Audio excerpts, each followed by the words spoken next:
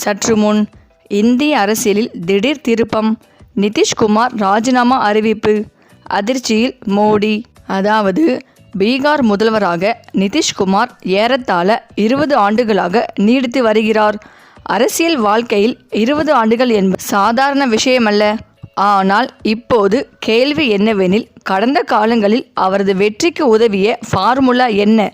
இந்த முறையும் அது உதவுமா என்பதுதான்.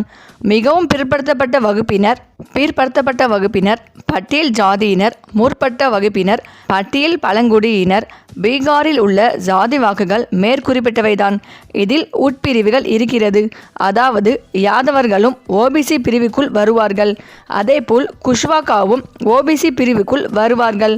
உட்பிரிவின்படி ஜாதிவாரி வாக்குகளின் விவரங்கள்: யாதவர்கள், ரவிதாஸ், குஷ்வாகா, ஷேக் இஸ்லாமியர்கள், பிராமணர், ராஜ்புத், முஷார், குர்மி, பூமிஹார். கடந்த 2000ஆம் ஆண்டு முதல் முறையாக பீகாரில் முதலமைச்சராக நிதிஷ்குமார் பதவியேற்றார்.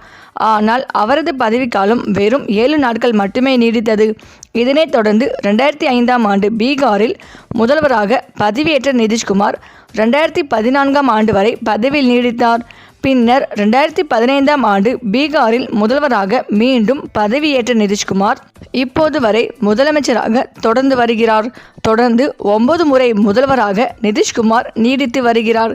இந்த வெற்றிக்கு முக்கியமான காரணம் அவர் பயன்படுத்திய ஃபார்முலா தான். ஜாதி வாக்குகள் பீகார் அரசியலில் புகுந்து விளையாடுகின்றன.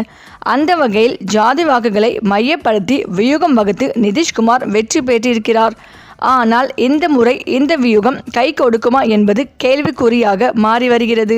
இந்த தேர்தலில் குர்மி மற்றும் குஷ்வாகா சாதிகள் வாக்கு வங்கியை நிதிஷ்குமார் ஒருங்கிணைத்தார். சதீஷ்குமார் ஓபிசி பிரிவில் வரும் குர்மி சமூகத்தை சேர்ந்தவர். அதே ஓபிசி பிரிவில் உள்ள குஷ்வாகா சமூகத்தைச் சேர்ந்த ஜாதி தலைவர்களை இணைத்து கொண்டு லவ் குஷ் என்கிற பெயரில் கூட்டணியை உருவாக்கினார். ராமனின் மகன் லவ மற்றும் குசாவின் பெயர்களை கொண்ட இந்த கூட்டணி உருவாக்கப்பட்டது. பீகாரின் யாதவர்களின் வாக்கு வங்கிக்கு எதிராக இந்த கூட்டணி அமைந்திருந்தது. எதிர்பார்த்ததைப் போல தேர்தலிலும் இந்த கூட்டணி பெரிய வெற்றியை கொடுத்தது. நிதிஷ்குமார் வெறும் வெற்றிக்கு மட்டும் ஜாதி வாக்குகளை பயன்படுத்தவில்லை. அதை தாண்டி ஜாதி வாக்குகளை கைவிட்டு விடக்கூடாது என்பதில் மிக கவனமாக இருந்தார்.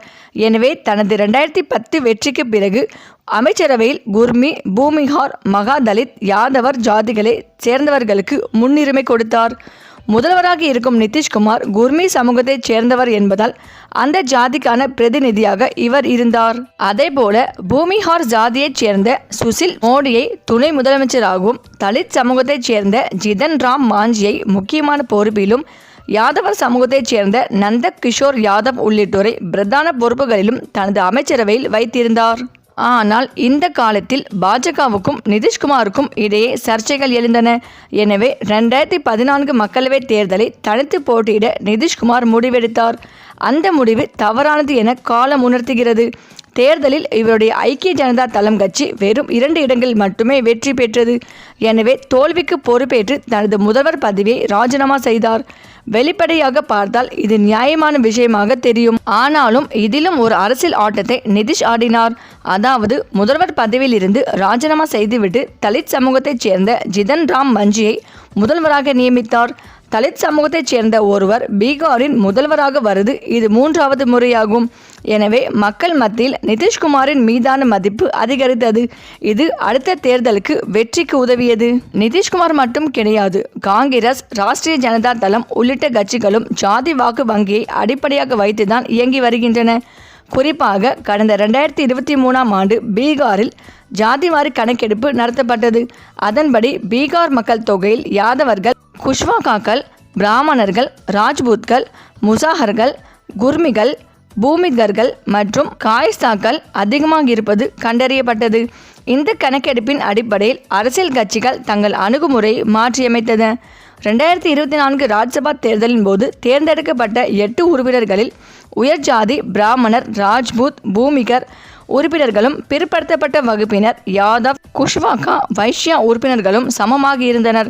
இது ஜாதி பிரதிநிதித்துவத்தின் ஒரு திட்டமிட்ட சமநிலை காட்டியது. இதுதான் பீகாரின் ஜாதிவாரி அரசியல் களம்.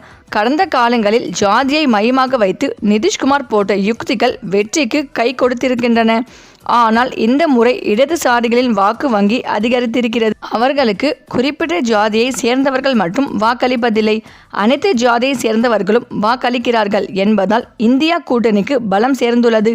இந்த மாற்றம் நிதிஷ்குமாரின் யுக்தியை பலவீனப்படுத்துமா என்பதை பொறுத்துதான் பார்க்க வேண்டும்.